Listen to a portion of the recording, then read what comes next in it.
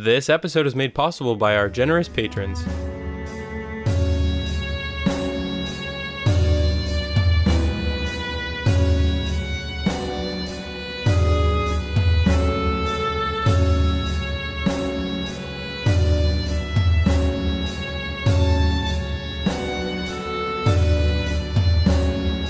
Welcome to episode 136 of the Ink to Film podcast, where we read the book And then see the movie.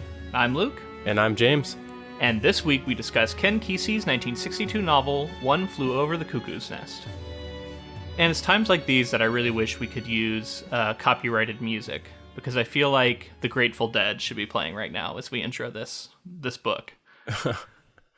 I mean, we could. It just might get flagged, so we're gonna choose to not for now. But yeah, that'd be cool. Yeah, just imagine the Grateful Dead playing.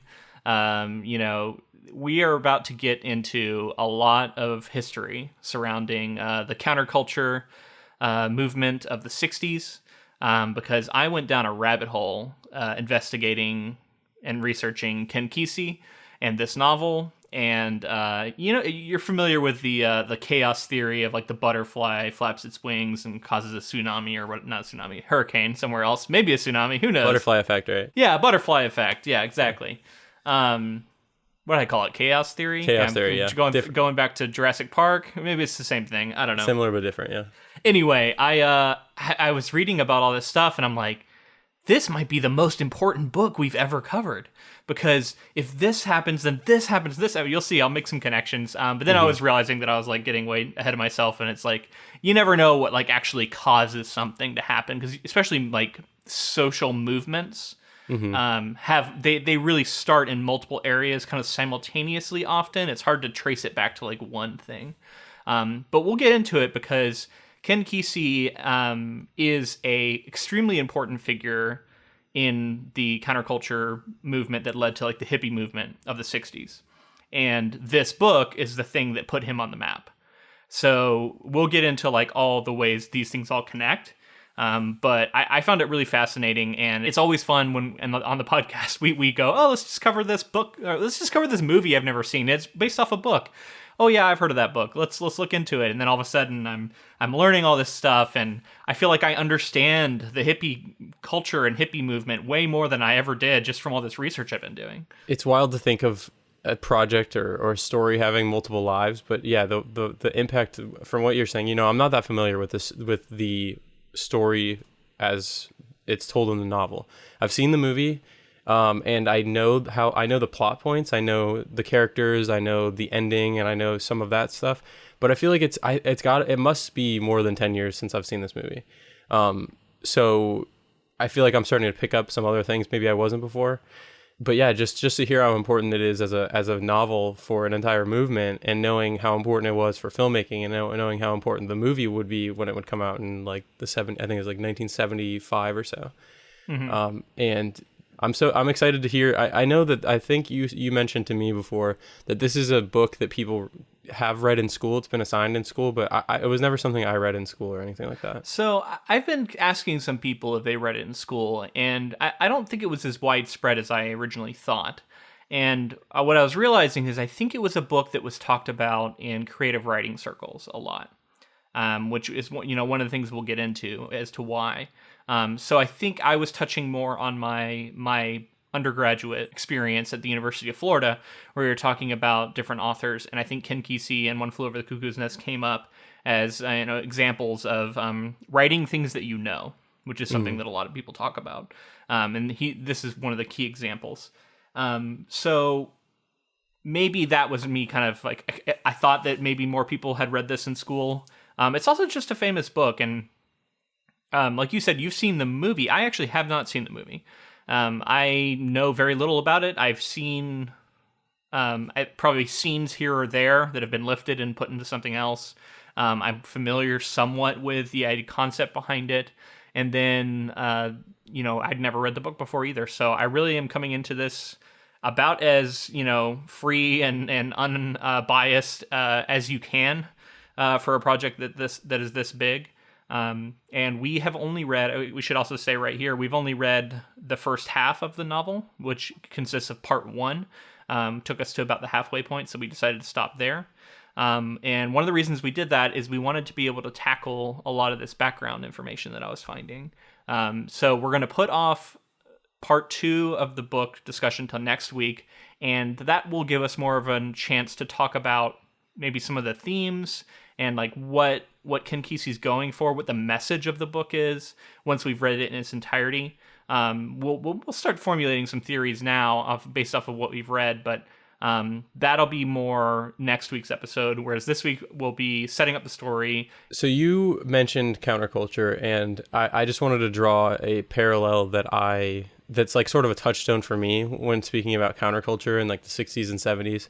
And it kind of connects to this One Flew Over the Cuckoo's Nest, more specifically the movie. But there's a movie called Easy Rider with Peter Fonda and Dennis Hopper from the late 60s, I think.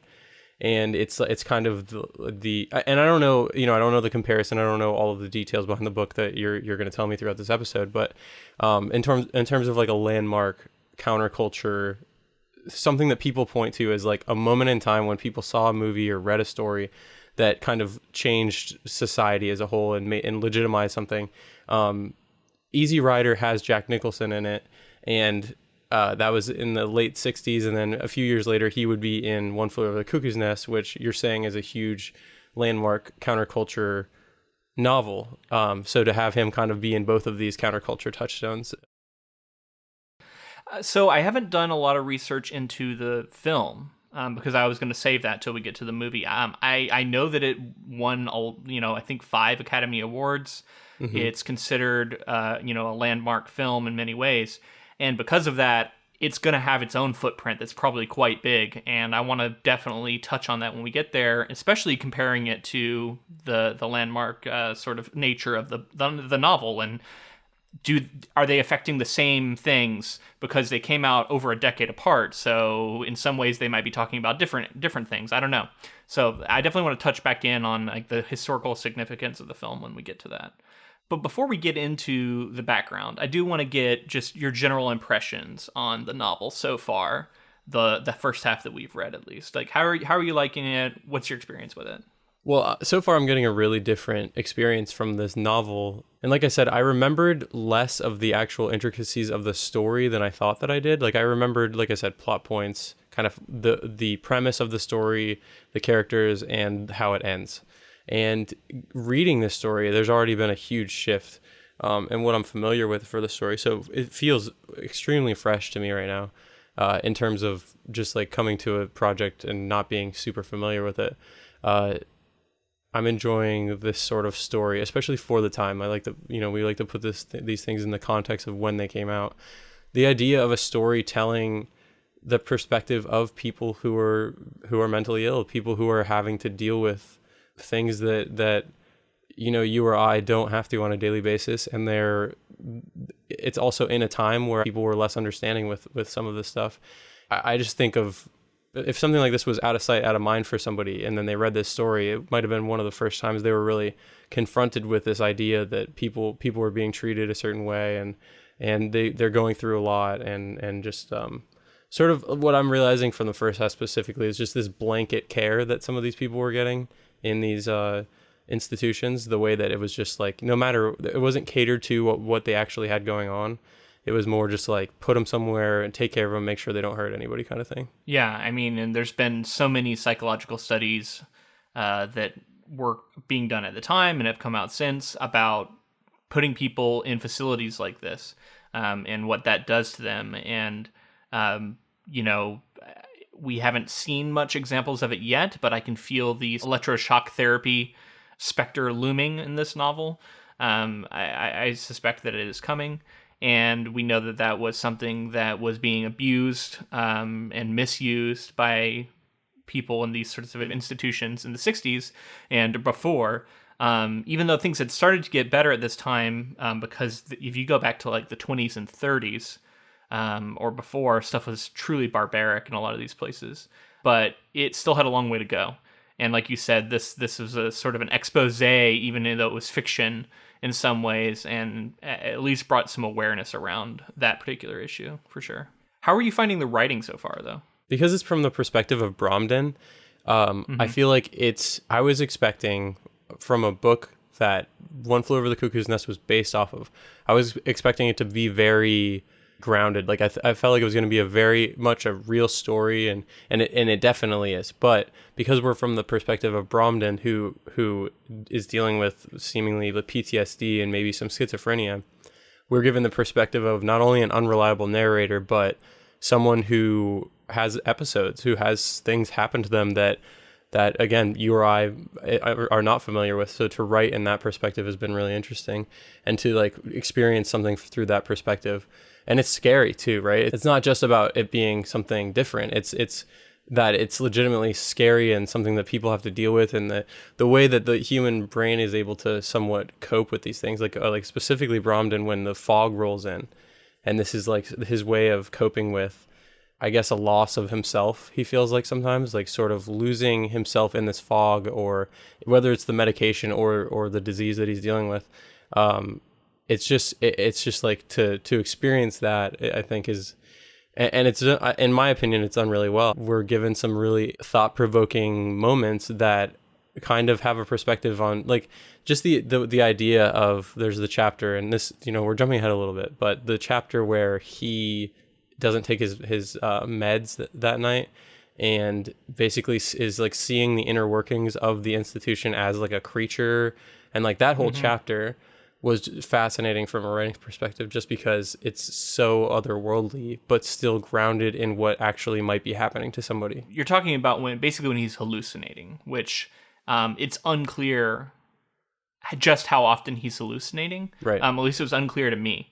There are times where it's like, okay, he's definitely hallucinating right now. There's not like fog so thick that you can't see people through it going on right now in this institution. But then he'll say something like, there's a guy who's like pinned to the wall, and I'm like, is he pinned to the wall, or is that some sort of hallucination of this guy, or is he actually being confined to the wall? I don't know. And there's just lots of examples of that. The opening chapter, there's a line in there that kind of puts it perfectly. He says, "It's still hard for me to have a clear mind thinking on it, but it's the truth, even if it didn't happen."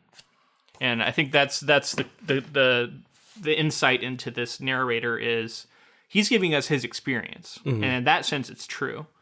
But he doesn't know whether or not everything he experienced, quote unquote, happened. Right. Right. Which, if you're mentally ill, that's the way a lot of people in that situation would have to live. Right. And I think that leads us as readers down paths where it's leaving the mystery open. So it's obviously like, how much do we believe? Because clearly, in my perspective, for the first half of the book, we have to believe some of it is going on. It can't all just be hallucinations or something like that. Yeah. But I mean, we get a lot of discussions of electronics and machinery and listening devices and, all this different stuff that sometimes you're like, oh, that's kind of weird that would be happening. And then you realize like, oh, it's not happening. This is all just him hallucinating. Right. That there's a listening device in his mop or whatever, and that he's a spy and he doesn't even realize it. One of the most clear moments of him seeing something that might not have actually been there was when he opened up his pill and there was like a little machine that looked like something that he worked on in the military. So it's like, if he, it's like clearly it's kind of looped in with his past and the PTSD that he's coping with, and also sort of what's gone on because of that, as a result of that. And he keeps having all these memories of his childhood in the Willamette Valley, I should say, Columbia River Gorge, like all around it. So this is a very Oregon-centric novel, which Ken Kesey was an Oregon writer, so this is stuff we'll touch on later. But my point is, he keeps having all these memories of his childhood, and they often bleed into the scene he's currently in. Like he'll be able to smell the snow up in the mountains, like blowing through the trees, and then he'll think like, oh, did they smell it too? Like the person that he's like currently standing beside. Mm-hmm. So yeah, it's really cool how he blends all this stuff together. This was pretty new, this kind of writing. Ken Kesey was considered kind of a postmodernist. Like I said, part of the counterculture. And when he was doing all of this, it's one of those things where anytime you're doing something new, some people looked at it and said, this is great, this is groundbreaking, this is genius. And then there was other people looking at it and going like, this is dreck, this is, the worst writing I've ever read. He has no talent. I don't see what anybody sees in this writer. Stuff like that, right? So you get both sides of it anytime you're doing something different. Wow. And that was of it at the time, but so is there sort of a different consensus today, I would assume? I mean, yeah, I think he's considered an important literary figure, and that movement was just beginning, and then a bunch of people followed in his footsteps, and this became a big thing, and he was one of the early writers in that movement. So, if it had fizzled out and gone nowhere, that'd be one thing, but it didn't. You know what I mean? It became this whole thing. Mm-hmm. So I think we got to get into start getting into some of this background. Sure. So I think I'm just going to progress chronologically, because there's a lot of different avenues that this could take. So let's go all the way back. Kenneth Elton Kesey was born in 1935. He's an American novelist, essayist, and countercultural figure. He considered himself a link between the Beat generation of the 1950s and the hippies of the 1960s. So it's interesting that he didn't actually consider himself a hippie. Because he at one point I read a quote where he said, "I was too old to be a hippie." So he instead kind of inspired the hippie generation that was like a little bit younger than him. Well, which would sort of lend itself to what I was talking about, where I felt like the counterculture with movies that started to come was sort of late 60s into the 70s. So maybe like the impetus for it could be somewhere in here, and maybe he doesn't necessarily he's maybe putting forth these ideas, but doesn't necessarily it wasn't a movement yet. He didn't know what he was creating. And all that. Although a lot of people would say he's one of the key figures in the hippie movement, so I think they would probably call him a hippie. Right. But part of that is also, I think the term later became sort of derogatory. So he also died November 10th, 2001, which I wanted to point out. So RIP 19 years ago, roughly, going on 20. And I think I read that it was from a stroke, complications due to a stroke. So he was only 66, so he died fairly young. Wow. So he was born in Colorado to a couple of dairy farmers, but in 1946 the family moved to Springfield, Oregon. So yeah, he's an Oregon figure, raised in Oregon, went to the University of Oregon, so on. So he graduated high school in 1953. He was an avid reader and film goer, and he took John Wayne, Edgar Rice Burroughs, and Zane Grey as his role models, later naming a son Zane. And he toyed with magic, ventriloquism, and hypnotism. So I thought that was funny, little Edgar Rice Burroughs connection there. Mm-hmm. Another former project we've done. Yeah. I just for anyone who's new to the podcast, if this is your first time listening, the reason a lot of this Oregon stuff is really interesting and kind of a connection is because Luke is a writer in Oregon. So it's sort of That's why. Right. I moved out to Oregon. I should say that. I am not from Oregon, but I've been here now for over 5 years. I guess going on 6 this year. And so I now consider myself an Oregonian. It's cool to read all this stuff, and I was recognizing a lot of the references in the book itself. Yeah. So in 1956, he started attending the University of Oregon in Eugene. A member of the Beta Theta Pi throughout his studies, Kesey graduated from the University of Oregon with a BA in Speech and Communication in 1957, increasingly disengaged by the playwriting and screenwriting courses that comprised much of his major. He began to take literature classes in the second half of his collegiate career with James B. Hall, a cosmopolitan alumnus of the Iowa's Writer Workshop, who had previously taught at Cornell. Hall took on Kesey as his protege and cultivated his interest in literary fiction, introducing Kesey, whose reading interests were hitherto confined to science fiction, to the works of Ernest Hemingway and other paragons of literary modernism. After the last of several brief summer sojourns as a struggling actor in Los Angeles, Kesey published his first short story, The First Sunday of September, in the Northwest Review and successfully applied to the highly selective Woodrow Wilson National Fellowship to the 1958-59 academic year. So unbeknownst to Kesey, who applied at Hall's request, the maverick literary critic Leslie Fieldler successfully convinced the Regional Fellowship Committee to select the, quote, rough-hewn Kesey along more traditional fellows from Reed College and other elite institutions. Because he lacked the prerequisites to work toward a traditional master's degree in English, Kesey elected to enroll in a non-degree program at Stanford's Creative Writing Center that fall. While studying and working in the Stanford milieu over the next 5 years, most of them spent as a resident of Perry Lane, a historically bohemian enclave adjacent to the university golf course, he developed intimate, lifelong friendships with fellow writers Ken Babbs, Larry McCurdy, Wendell Berry, Ed McClanahan, Gurney Norman, and Robert Stone. During his initial fellowship year, Kesey frequently clashed with center director Wallace Stegner, who regarded the young writer as a, quote, sort of a highly talented illiterate, and rejected Kesey's application for the department fellowship before permitting his attendance as the Woodrow Wilson Fellow. Reinforcing these perceptions, Stegner's deputy, Richard Scowcroft, later recalled, quote, neither Wally nor I thought he had a particularly important talent, end quote. According to Stone, Stegner saw Kesey as a, quote, threat to civilization and intellectualism and sobriety. And he continued to reject Kesey's Stegner Fellowship applications for the following years. So nevertheless, he ended up receiving a prestigious prize for his first novel in progress, which was a novel that was never published. And he audited the graduate writing seminar. Although Kesey only secured his place by falsely claiming to Scowcroft that his colleague had said that he could attend classes for free through the 1960 to 61 term. So apparently he lied about it. So around that time, he began to draft and workshop a manuscript that eventually evolved into One Flew Over the Cuckoo's Nest. So it sounds like what you were saying before, the sort of like the old guard were seeing what he was doing and the way he was acting and sort of the writing he was putting forth, and maybe seeing it as something that didn't fit in with what they had historically seen as good writing and sort of academia your typical writer of the time, or sort of what had been the writers for the last couple decades or whatever. So it's interesting to hear that he was very much in that counterculture. You could tell from like the fact that he was. Well, it wasn't even really a thing yet, is the thing. This was in the late 50s. So it's coming. It just sounds like he had a bohemian lifestyle. Yeah, a little bit. Yeah, while he was in college, definitely. And he was popular. You could tell he had a lot of friends. This was a popular guy, at least with his fellow students, right? Even if not necessarily with all of the staff, although some of his instructors seemed to like him a lot. Getting into One Flew Over the Cuckoo's Nest in particular, it was written in 1959 and published in 1962 in the midst of the civil rights movement. Deep changes in the way psychology and psychiatry were being approached in America were underway.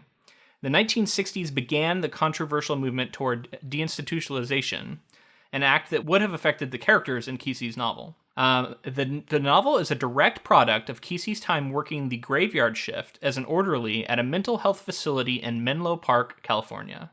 Not only did he speak to the patients and witness the workings of the institution, he also voluntarily took psychoactive drugs, including mescaline and LSD, as part of the Project MKUltra. Wow. So have you heard of MKUltra? I have, yeah.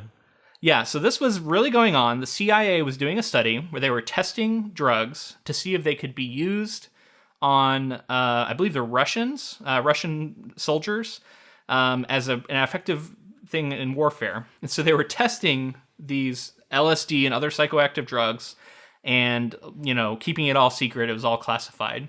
And they were paying individuals, and Kesey among them, to experiment with this stuff. Crazy. And knowing people who have done LSD, you could say it's kind of it'll change you. Like it's a mind opener. So like to think of like having the government give you this and already living that bohemian lifestyle and maybe having your eyes open to things that you took for granted before. I can see how sort of he became this figure. Yeah, and he has said that. This is exactly what he lived his life championing. Later, we'll get into.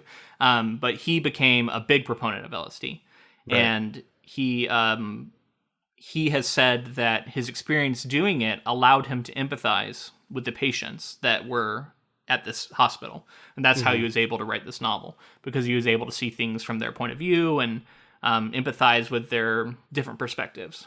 So after his work with Project MKUltra, Kesey began to take LSD recreationally. He advocated for the drug use as a path to individual freedom, an attitude that was reflected in the views of psychological researchers of the time.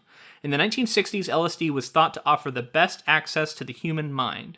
Each individual's experiences were said to vary. Emotions and experiences ranged from transformative into other life forms, religious experiences, and extreme empathy. It was Kesey's experience with LSD and other psychedelics that made him sympathetic towards the patients. So there you go. So yeah, this is something that he believed and he was a big proponent of. And after doing all this, he wanted to share it. Now there's been I don't know if it's an urban legend or what it is, but when I was in my undergraduate, I always heard that he got electroshock therapy as part of his research for this novel. I have not seen that in any of the research I've done. I have not seen anyone claim that. It's only just that he took these drugs. So that may be an urban legend. I don't know. But I just want to put it out there because I have heard it, and it's possible that he did, and I just didn't find it yet, in the things I've been looking through. But even if he didn't, I think it's interesting that this is like sort of a rumor that came up about it. Yeah, I mean, that is wild if that's the case, because I feel like nowadays people understand a little bit more what it does, like physically to you, and like what it can do to you. And so just this idea that seemingly the government maybe was asking him to do this electroshock therapy, or he just wanted to do it in order to like sort of have the experience and get that perspective. I don't know. And like I said, I don't even know if it happened. So I don't know what the circumstances would be. The way I heard it told was that he volunteered to have it done because he wanted to have the experience. Right. Because this was always told to me when you're getting people saying like, write what you know. And then someone says like, well, what do I know? I don't really know anything. And it's like, well, go out and have some experiences. Ken Kesey went and got electroshock therapy before he wrote One Flew Over the Cuckoo's Nest so that he would know what it was like. Like, that was the way it was presented to me. I didn't fact check it at the time, whether or not it's actually accurate or not, but that's what I had always heard. That's a pass for me. I'm going to go ahead and pass on electroshock therapy. Yeah, well, and we should also point out, this is something I saw in a lot of the research I was doing, that electroshock therapy used in the way that it's done in the 60s, and, I think people have said the way it's portrayed in the film, and the ways it's portrayed in a lot of pop culture, it's not always accurate.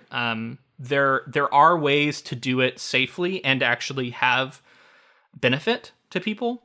I know Carrie Fisher, the late Carrie Fisher, was a big proponent of it. She actually had it done a lot, and it would help her a lot with depression, which is like if you have really bad depression, it can help with that. But it has to be administered in a very, very particular way. They have to have the voltages and everything just right. It has to be done in where they put the diodes or whatever they're called is very important, placement, all this stuff. And back in the 60s, they didn't know a lot of this yet. It was still kind of new. And so they were doing maybe way too much voltage, way too direct, and they were doing it as punishment often. It's widely reported that it would often be used as punishment for bad behavior. And that is, way out of line and terrible because it has permanent brain damage that it causes. Right. And I said that's not speaking about the potential benefits, talking about how it's portrayed in the movie and the story, right, and just pop, like you said, culture in general. I would pass on this 1960s in a institution. Electroshock therapy. Let's get a little bit into what happened with Ken Kesey after this novel, because this novel was sort of a runaway success, although it was very divisive. A lot of critics hated it. Other critics loved it. And much like, as you can imagine, it's like old guard who are looking at it and saying this is trash, and then other people saying, oh, this is new, this is something new and different, and we should embrace it. And because of that, it's been one of the most widely banned books in American history, banned frequently in schools.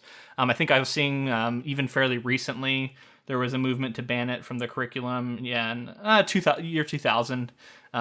They were still trying to ban it. So it's been, it's just like with anything we've talked about, you start banning it and it just makes it more and more popular because people are like, ooh, it's like putting a parental advisory sticker on an album, it just makes more people buy it. Yeah. Immediately after publishing this book, it was adapted into a Broadway play, which was going to be a pretty big production. And so in 1964, Ken Kesey decided that he and his friends, who at that time were calling themselves the Merry Pranksters, were going to take a bus ride from the West Coast to New York City to watch this production of One Flew Over the Cuckoo's Nest and then come back. And this bus ride became famous in America because he took a school bus and he painted it in like psychedelic colors, or what we think of that today. This is before the hippie movement, remember? He painted these garish colors, and him and a bunch of friends got in this bus and were taking LSD and marijuana and all kinds of other drugs, and went on this road trip for an entire year where they stopped up by all these different cities and towns, and they would like interact with people, and they would leave graffiti, and they were like over the top, and everyone, was all upset about them because they were, dancing and acting wild because they were on drugs and everything else. So this was a really, really big sort of bus trip from everything I've been seeing. So much so that they made a documentary about it, which I watched a little bit about that, and it's really, really fascinating stuff. I would watch that. Yeah, it sounds cool. I'll send you the thing I watched. It was pretty cool. These Merry Pranksters included a lot of actually really notable figures. So notable members of the group include Ken Babbs, Carolyn Mountain Girl Garcia, Lee Kornstrom, and Neil Cassadey. We also have Stuart Brand, Dorothy Fadiman, Paul Foster, Dale Kesey, George Walker, the Warlocks, who later became known as the Grateful Dead, Del Close, Wavy Gravy, Paul Krasner, Ed McClanahan, and Gurney Norman, among many others. So there was a lot of these different people that came in there. I don't know who a lot of these people are. I was looking at them, though, and a lot of them are like notable film critic, notable novelist. There was one of the guys who was one of the founders of Woodstock is among them. You see, and one of the really interesting bits is this guy, Neil Cassadey. So Neil Cassadey, this is kind of a rabbit hole thing I can't even really get onto, but have you ever heard of Jack Kerouac's novel On the Road? Maybe. I don't think so, though. Okay, so this is a really famous novel from the 50s, which is sort of a preeminent novel of the Beat generation. And this novel is basically about this guy, this real-life guy, named Neil Cassadey. And this Neil Cassadey guy, who Jack Kerouac's novel On the Road had already been written about, Ken Kesey befriended him and basically like welcomed him to his group, and he was the driver of this bus. So he drove the bus throughout the entire country, this guy who the novel On the Road is about. Cool. Pretty wild. So, in the documentary, there was footage of him while he's driving the bus. He like gets up, falls over onto the seat, and then starts walking back through the bus, saying hi to everyone. And they're all talking to him. Hi, how's it going? So on and so forth. And no one's driving? Jesus. No one's driving. Yeah. Oh boy. So the guy, he would later die. I think in the 70s. I want to say he was found dead by railroad tracks. He was super into like crystal meth and had a lot of problems. But he was this really prominent figure that a lot of people knew about. Like he was kind of infamous from in his role as this sort of like party guy. And I don't know. I haven't read On the Road. If I read On the Road, I would know a lot more about this guy, I assume. But I haven't read it. Right. Okay, so getting back to the Merry Pranksters. So they had this big bus trip, right? Eventually they get back, and Ken Kesey starts hosting parties in the San Francisco Valley. He has this big home where he invites people out, and it was considered like the coolest, like hippest thing you could go to. And you go to these like psychedelic parties that were described as like he had all these like speakers rigged up in the trees and stuff and in the forest, and there was this like music echoing everywhere. And Hunter S. Thompson, the guy who wrote Fear and Loathing in Las Vegas, was one of the people who got invited to one of these parties, and he was talking about it in this little documentary thing I was watching, talking about Ken Kesey and how it was so really cool to be invited to these parties. And they were known for just being debaucherous, and everybody just was, there was black lights everywhere, strobe lights, and they started doing these things called acid tests. They became famous for. You'd have to take the acid test, and that was essentially just taking acid, and then having the experience and seeing what happened, I guess. This is, by the way, this acid, LSD and acid and all this stuff wasn't illegal yet. It wasn't made illegal until 1966. So this is in the years leading up to it being made illegal. There's a famous book that got written by a journalist named Tom Wolfe called The Electric Kool-Aid Acid Test, which is about going to one of these parties, or several of these parties. And it's considered a really, really famous novel for the hippie movement in general. I guess a lot of people read about this, and then they were like, I want to be a part of this. Right. He had written this book about attending the parties thrown by Ken Kesey. So again, we're connecting everything back to Ken Kesey, right? And his notoriety all started with writing Run Flew Over the Cuckoo's Nest. So yeah, he would take these acid tests on the road, and there were these parties that he would show, and they would be called like happenings. So they would be like multimedia experiences with light shows and music. And the Grateful Dead was actually a house band for these parties, so they would play live at all these parties. And how they gained a lot of their notoriety was through their connection to this stuff. I mean, that's crazy. It's all of that to say, like, that's so much to do with the influence of. I mean, you think of the Grateful Dead on its own, like what that meant to the hippie movement and the people who would just deadheads who would travel with the Grateful Dead, and that was their lives, and like how much it seems like the Grateful Dead were involved in his life as well. Like, it's wild. I'm definitely gonna look into more of this stuff and watch some documentaries on it. Yeah, I mean, there's so much that like I won't even be able to get into. The connection between the Grateful Dead and Ken Kesey is really deep. The Merry Pranksters was his kind of group, and they lived in like a commune almost. It's one of the early like hippie communes, and they would go around on this bus, which was called Further, by the way. It was the name of the bus, as in like going further. And they would take it and they'd go to Woodstock, or they'd go to like protests, or they'd go to different demonstrations, and they'd show up in this bus. And they'd be playing music out of it, and people would all be on drugs. And but they were also considered like literally very. They lived up to the name Merry Pranksters. Like it was a very positive. Like it was a lot of like joking and just having fun, and not dark. Now, one thing I did see is that the movement, to its detriment, got involved with the Hells Angels motorcycle gang.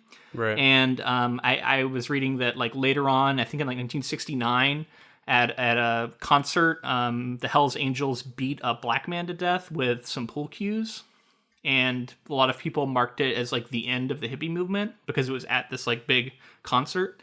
And when I was watching this documentary, people were saying like we should have never got involved with them, but because we were all so high, we weren't really thinking straight. And we ended up sort of getting involved with some people that we shouldn't have. So I'm not trying to paint it all as rosy, right? Like there's kind of undersides to this, and there's people dying of drugs, like the guy I talked about, died from his crystal meth and stuff. So there's definitely dark sides to all of this.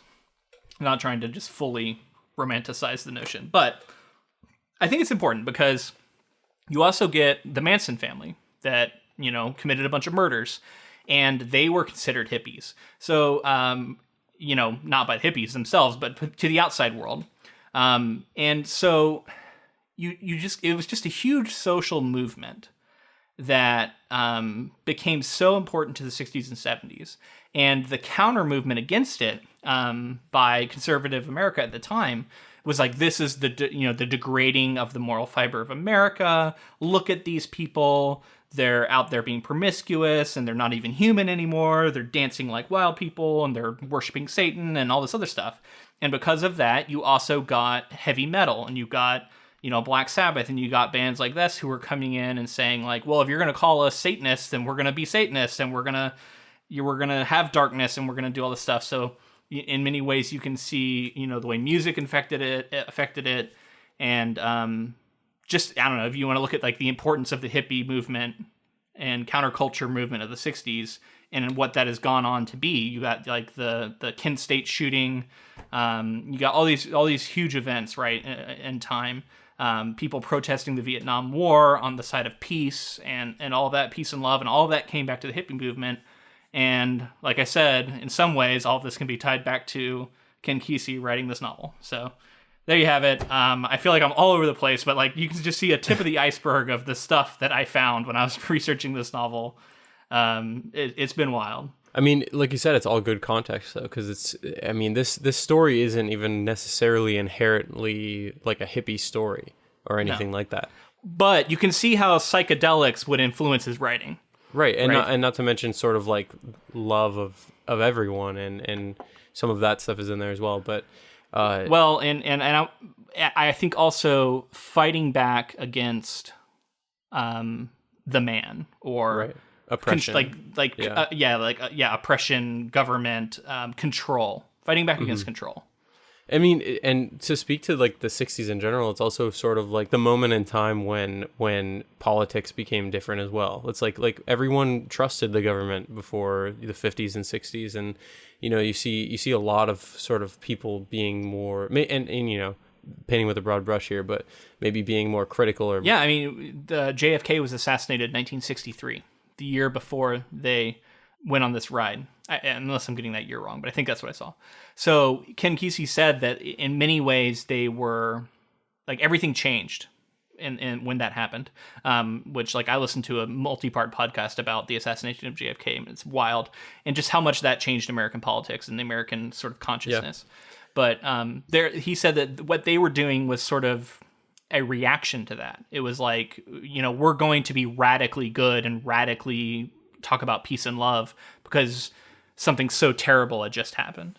Right. Big political figures are getting involved. When I was doing the research, and it was just like, this man is like, the butterfly theory, was in my mind. I was like, man, what happens if he doesn't write this novel? What happens if, I don't know. It's like, it probably still happens, but in a different way. All of that is just background. We got to get into the book. We're going to get into it a little bit here. Like I said, a lot of our book discussion is going to be next week. But let's cover a little bit of what actually occurred in what we read here. I just have 2 paragraphs of summary I'm going to read, and we can kind of react to them. I'm going to let you talk a bunch here because I feel like I've been blabbing. No, it's fine. Okay, so here we go. The book is narrated by, quote, Chief Bromden, a gigantic yet docile half-Native American patient at a psychiatric hospital who presents himself as deaf and mute. Bromden's tale focuses mainly on the antics of the rebellious Randall Patrick McMurphy. The head administrative nurse, Nurse Ratched, rules the ward with an absolute authority and little medical oversight. She is assisted by her 3 day shift orderlies and her assistant doctors. Okay, so these are all the players. I think the biggest thing you have to think about is the way that the story's set up to be sort of unreliable. Because early on, you're sort of thinking like, okay, how bad can this nurse be? Like, why? What would be the reasoning for treating people this way? Like, this just the way that the people who are in the institution are seeing this, or is this actually going on? But to see like, basically from all the perspectives that we get, from Bromden, from the sort of omniscient point of view that we get, she seems like she genuinely is somewhat, at least her control, like her want for control goes far enough to where in my eyes she's a pretty evil person. Yeah, I think she's clearly a villain here in this book. Yeah, and I mean, it makes for an interesting villain, but also it seems too real, because this is people who are in this are being sedated in this institution, are being sedated. They're being controlled. Some of them, like Pete Bancini, were born with something that they could never sort of cope with. It was something that completely changed their lives forever. And just to think of somebody who is so harsh or so like sort of cruel in certain ways, based on a vying for power or like an annoyance. It seems like some of the time, some of the patients that are in this facility are annoying the people who are taking care of them. And apparently this is at a time when if you were annoyed with someone, you could punish them in ways. And I think at times it's stated that McMurphy is like calling bullshit on the fact that all of the people that are staying in this institution are treated like children. And that's that, like, I mean, I think there are people who they're maybe born with something that prevents them from progressing, and they are basically children for their entire lives. But to treat everyone, like I said before, painting with a broad brush, treating everyone the same is where you run into people who are fully functioning in every way, and even the people who are seemingly children, like they don't deserve to be treated, as seemingly like prisoners or people who have done things that are wrong in their lives that deserve these. And that's not to say that some of the people in there, specifically McMurphy, is kind of has a dark past and was arrested, and there's some rape implications and things like that are talked about. So it's not to say that everybody in here is innocent, but it's just the fact that the innocent people are in there with the people who are not. So, I mean, it's kind of a tough book in some ways for me to get into, and you're touching on some of the reasons. McMurphy is sort of presented as the character we're supposed to really like. And it has taken me a while to come around on him, because I just didn't like him early on. Yeah. But the thing that is his redeeming factor, and I can like a character who's got a dark past and has done things I don't agree with and is, terrible in many ways, as long as they do things that are redemptive and, you know what I mean? Like, that's sort of the complexity of the human condition, and it's also fiction, so I'm able to, root for these characters sometimes. And so he sees the other patients as people. And I think that one of the things you're touching on is just the dehumanizing nature of what they're in. One of my frustrations with the novel is it seems to me that Kesey, and I say that because it comes from multiple characters. It comes from our main character, and it also comes from McMurphy and others. Kesey seems to equate freedom and like sort of personal freedom and personal personhood, the ability to have that, he equates it with masculinity. And so he's always talking about the emasculation of these men. And he talks a lot about the nurse cutting their balls off or doing, emasculating them in some other way. And then he even has a character commit suicide by cutting his own balls off in the book. We hear talk about. So I feel like all of these choices are deliberate because Kesey is equating freedom with being a man. And so that's just something that I chafe against because I think personal freedom and the ability to have personal dignity is extremely important, and I root for that.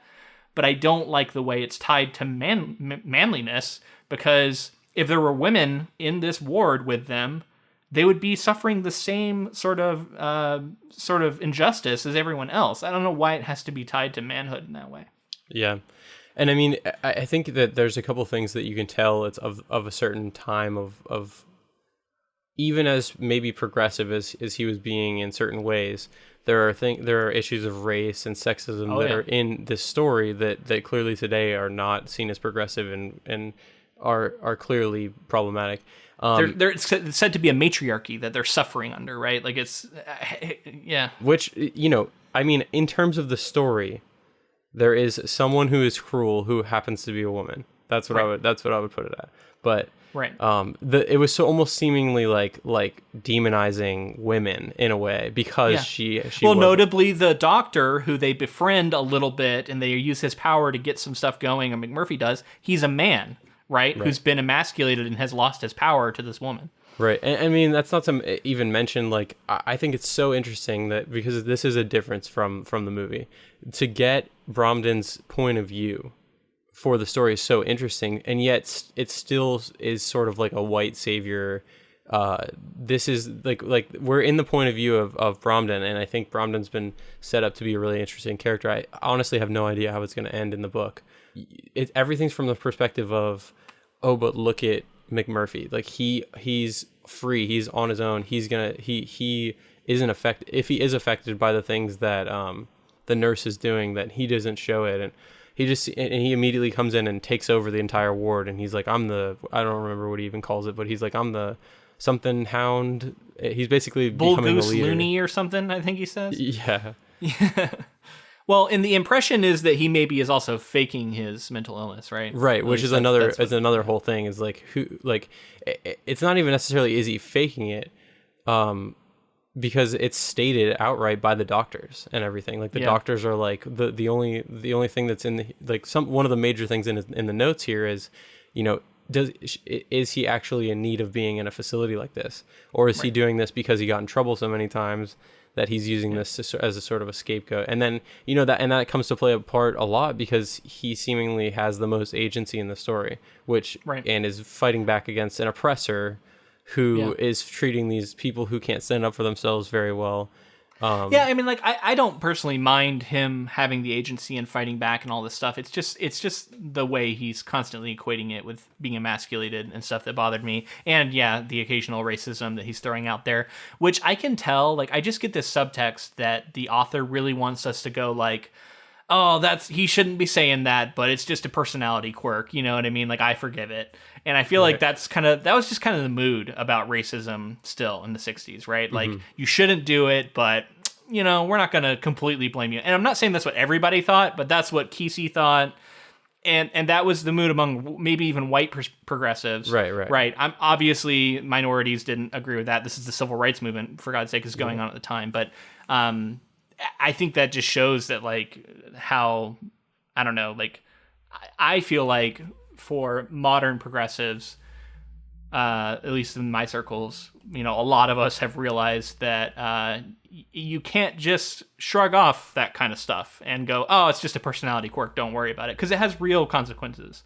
And it perpetuates things, and it is dangerous. But I think this is a time in which that, by people like Ken Kesey, it wasn't something that he was thinking about. And you see it in film a lot too. Like, I think you see this everywhere, right? Where by white creators who are making things, and they can have a character be racist and still likable, and then it's because you can just kind of shrug it off as like, it's just a personality quirk. I think the idea being that if they were given the same sort of points of view that we are today, maybe they would feel the same as us. But that's also sort of like giving them an out for not, you know, feeling that way at the time. So it's not like it makes it right in any way. It's just something we have to contend with, because this is a historic novel that has significance, and it is of the time. So one thing I want to touch on too is the way he's described the patients as being either chronics or acutes, right? And how they're divided in these two groups, and how scary it was when they were talking about how people come in as acute sometimes, and then they wind up as chronics because of the treatment. And that was just such an indictment of the entire system, right? Just on its surface. Like, the idea that this guy who's, like, pissing himself and, like, he's being described as being nailed to the wall, which I don't think he actually is, but that guy was once an acute who acted up, and they got something wrong with the electroshock therapy they gave him or something, and gave him too much, and now he's this. Scary. That's scary shit. Yeah. I mean, and that, I think that's why this story is so referenced. Like, you've seen something that references this in some way. Sure. Any movie or book you've read about a mental institution, you know, I think like American Horror Story season 2, and just anything that you've seen, it's probably referencing this in some way. Right? So Danny DeVito's in the film One Flew Over the Cuckoo's Nest, and then there's an episode of Always Sunny in Philadelphia that is literally like a spoof on One Flew Over the Cuckoo's Nest, and like to have Danny DeVito in both versions is really interesting stuff. That's pretty wild. Didn't know that. It's a cool shout out, yeah. I love that show. So the references are definitely not lost on me when they have Danny DeVito in both, and he's sort of like an institutionalized character. Yeah. Well, and we'll get into that probably with the movie some too, because movies, as we've learned, like, I don't know, they just like, because I feel like they reach wider audiences. It just seems like to me, because they're so easily consumed probably. And because of that, I'm going to be really curious to know about the lasting impact of that film when we get to it. But let me read this other paragraph of summary I have, and then we can sort of wrap up our thoughts on this first half that we've read. McMurphy constantly antagonizes Nurse Ratched and upsets the routines of the ward, leading to endless power struggles between the inmate and the nurse. He runs a card table, comments on Nurse Ratched's figure, and incites the other patients to conduct a vote about watching the World Series on television. His reaction after claiming to be able to and subsequently failing to lift a heavy control panel in the defunct hydrotherapy room, referred to as the tub room, is, "But at least I tried," which gives the men incentive to try and stand up for themselves instead of allowing Nurse Ratched to take control of every aspect of their lives. So this is one of the last things that happens. And well, he tries to lift the thing and then fails, and then he says that line, which I had written down. I thought was pretty powerful. You know, it's like, well, but at least I tried. And then that changes the vote, and they vote for this thing, and then they're like kind of staging a protest where they all sit down to watch this blank television. And that's, I think, actually the end of this part. A couple of things I want to talk about with this story. I've talked about Bromden a little bit, but the sort of flashbacks he has with his father, and then also, you know, him dealing with his own mental illnesses. But he's also sort of a background character in terms of this story so far. He's kind of on the outskirts of every situation, never really getting in trouble, never getting involved, never standing up for anything, until basically the end of this section that we get to here, where he kind of sways the vote and is able to make it so that all of the people who've been institutionalized technically win the vote over the nurse, which is, there's sort of battles going back and forth between McMurphy and the nurse. I think the thing that I find most affecting in this story so far is seeing people who have been oppressed in this way finding a way to stand up for themselves. I think Right. that's sort of the really strong heart of this story so far, at least. Well, and with McMurphy, I was saying earlier, like, I didn't really like him, even though I was supposed to. But like, this is when I'm starting to like him, Right. because he is helping these people, Right. And that moment where he like hurt himself because he tried so hard and that he was just making a point. Like, I liked him in that moment. It was a clever thing to do, and it shows the he has convictions, right? Yeah, and I just to make the point, because it keeps popping in my head, I think from my memory, he's far more likable in the movie. But I don't want to I don't want to tie myself to that. And I just remember them I don't think he had this much going on that made him unlikable. He was more of just like sort of a wild card. Whereas in this, he has like actual dark background, but I don't remember 100%. So it's something to think about. So one small scene I wanted to touch on was when McMurphy takes his shirt off, and Bromden sees the tattoos he has, and he's also wearing these little shorts, where they're like white whale shorts, and he jokes that like he dated someone who said that he was a symbol. The tattoos that he has, one of them is said to be aces and eights. Do you know the significance of the aces and eights poker hand that he has tattoos on himself? I think it's on his shoulder. No, I don't think I do. It's a hand of poker, you're saying? It is known as the dead man's hand. Okay. It is known as the dead man's hand because it was the hand that Wild Bill Hickok was said to have had when he was shot in the back of the head and assassinated at a poker table. Wow, I know I didn't. That's so cool. I didn't know that. Interesting. Yeah, it's the dead man's hand. It's I think gamblers would know this hand, right? Like, especially back in the day. And I think it's interesting that McMurphy has this tattooed on him. I wondered when I heard that, I was like, is this? Now, I haven't seen the movie. I was like, is this kind of like a signal that he's going to die or something? I don't know. We do get the idea that he is a gambler for sure. He talks about that a lot. Clearly, he's betting the people. He's gambling constantly. Yeah. So I think it's significant for sure. Well, and he's also got the white whale, right? Which Moby Dick, which I haven't read, but I know enough about it that you're chasing it. He's chasing the big one. Yeah, and it doesn't go well for Ahab, as we learned in Jaws, which also referenced Moby Dick, right? Like, It doesn't go well for Ahab, who's chasing the white whale. So if there's a character chasing that or being associated with a white whale, it seems like some impossible goal. And then you have the dead man's hand. I don't know. There just seems like and he specifically said, she told me I'm a symbol. So I immediately thought like, what does that mean? And I started looking at all this stuff. Yeah. You may or may not be picking up on some stuff. Yeah. Well, I mean, like people who are in graduate school writing their novels, I think quite likely that they might slip in some literary references and symbols here. Right. One of the scenes I actually really liked too was the Monopoly game. Because I thought it was really fun to have such a familiar, kind of boring game, and yet write about it in a way that's really interesting. I found it really interesting because it was developing character, and it was showing McMurphy. I think when he first came in, he was looking to just kind of like use people to like make money off of them. Like they're all easy marks, and they all have this income he knows about, and he's going to get all their money from them and all this stuff. But in this game, it feels more like he actually cares about them.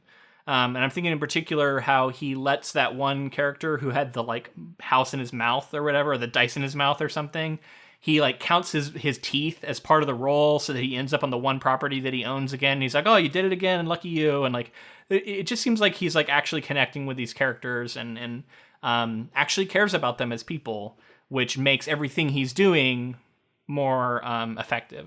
So one of the things that I'm looking forward to as we continue this novel is that I think one of the key distinctions I think we're going to have is that this book is told from the point of view of Bromden, and Bromden hallucinates, and Bromden has these like trippy dreams, and they often seem to be tied to the deeper truth of the universe, right? Like he's talking about this fog that other characters can't see yet is affecting them, and he'll notice like a change in the fog that is like a precursor to an event that hasn't even happened yet, and then the person comes in and it's like, oh, he was like predicting it. So it implies like a secret knowledge of the universe or something, right? Right. And he knows that like McMurphy's not affected by the fog, or doesn't show any signs of being Yeah. affected by the fog. Yeah, and so what I'm interested in is where this is going to go, because I predict that McMurphy is going to continue to have struggles against the nurse. There's going to be, it feels to me like he's going to lead an uprising or something, or a revolt. It seems like they're hinting at that strongly. How that's all going to go down, I don't know. Someone's going to get electroshock therapy, probably McMurphy. I don't know. Maybe Bromden or both. I don't know. But my point is, I'm going to be really fascinated to see how this is written from the point of view of someone who's hallucinating, because I think you could get this really sort of surreal crescendo where what's really happening and his hallucination of what's happening blends together into like something really beautiful. And I suspect that's what we're going to get as we progress through this novel. And I'm looking forward to it, honestly. Yeah. I mean, I like that prediction. I think, just to predict some, although I know how the movie ends, just predict the book a little bit. I'm assuming that because Bromden is such a massive character in the book, whereas I feel like I remember him not being quite as large in the movie, I think that he'll have a different role to play potentially. But overall, I think it'll probably play out pretty similarly. I don't know, but I would be really interested if it was the movie changed a lot. So that'll be something interesting to talk about in a couple weeks.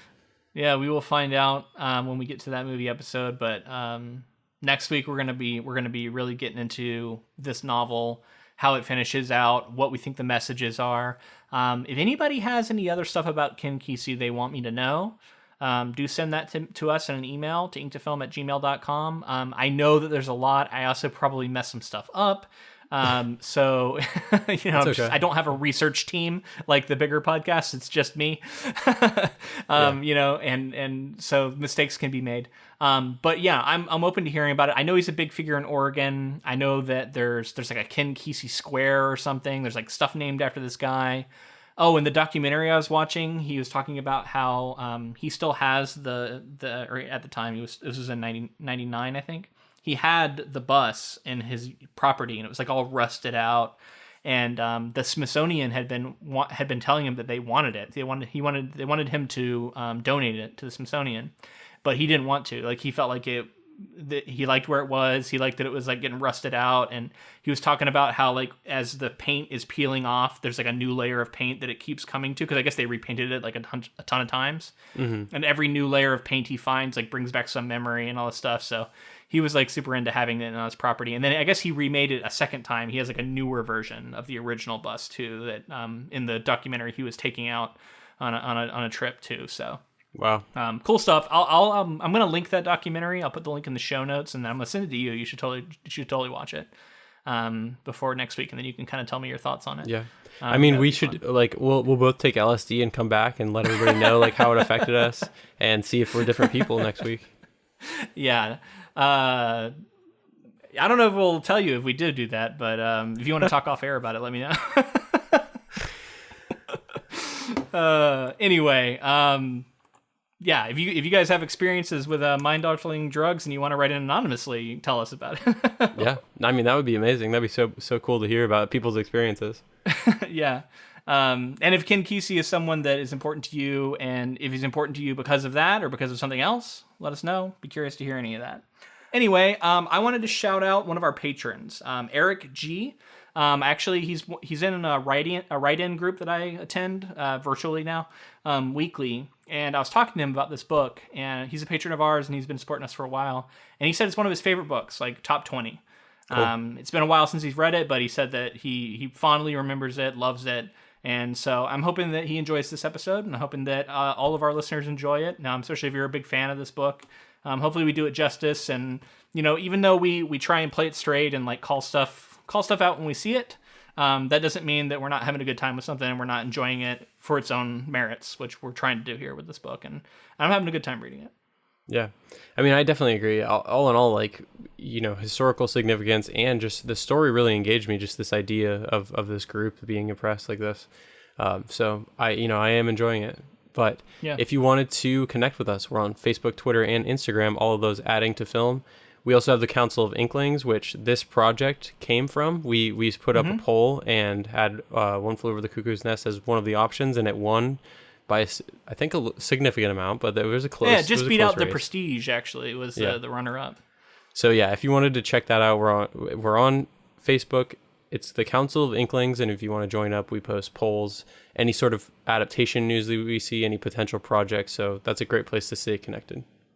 Yeah, and if you liked this episode, please let us know in the form of a rating or review. Or if you're on YouTube, like the video. Maybe leave a comment letting us know.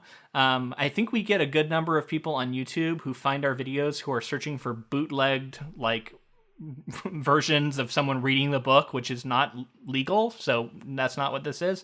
And I think they dislike the video when they find out that that's not what it is. So counteract that move by leaving us a like. That would help us because the algorithms, I don't know.